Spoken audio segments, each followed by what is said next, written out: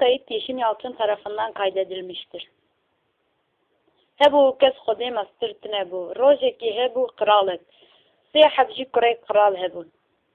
Qiral rojekî gazî zarokê xwe kir, got ka werin herkes bira bêje kî çiqasî ji me hez dike. Ê mezin gola bavo ez weka çi aykî te hez dikim. Ê nevî got bavo ez weka zêraş te hez dikim. Ê biçûk got bavo ez weka xweş te hez dikim.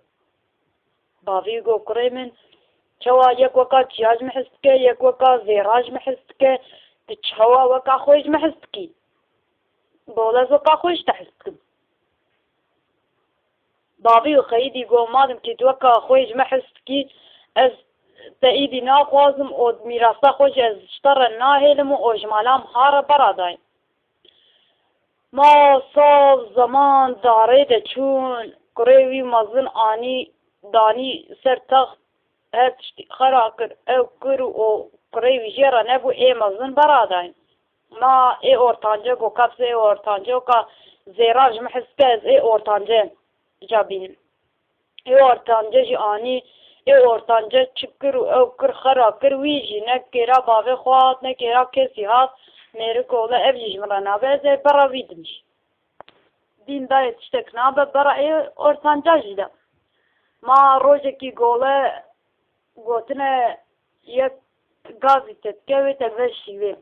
Yekî sa mala wî mal varlığı wî pir e. Kral got tamam ez ê harim.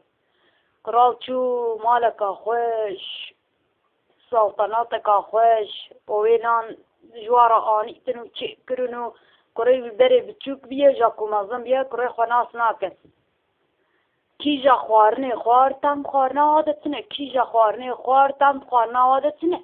Got heyra ewle tem da xwarina de tune.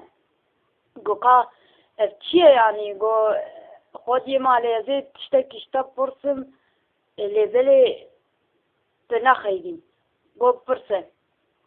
Got heyra xwarina te xweş e, mala te xweş e, her tiştê te xweş e de ev xwarina te çima nexweş e? Tem xwarina te de tune. Min tiştekî jê fehm nekir. Got erê got zamanekî berê bavekî min hebû. Got birayê min mezin got ez weka çiya ji te hez dikim. Ê min û birayê min û navî jî got ez weka zêra ji te hez dikim. Min jî ji bavê xwe re got ez weka xwe ji te hez dikim. Bavêm ji min re got çi weka xwe ji me hez dikî. Ewka min û sebeba min û ku xwarina bê tam jî ev e. Tu ditibînî xwarin bê xwe nayê xwarin. Kral hinga fehm dike ku kurê wî ji bûna wî hawayê wisa kiriye û kurê wî çiqa jê hez dike hê fehm kiriye.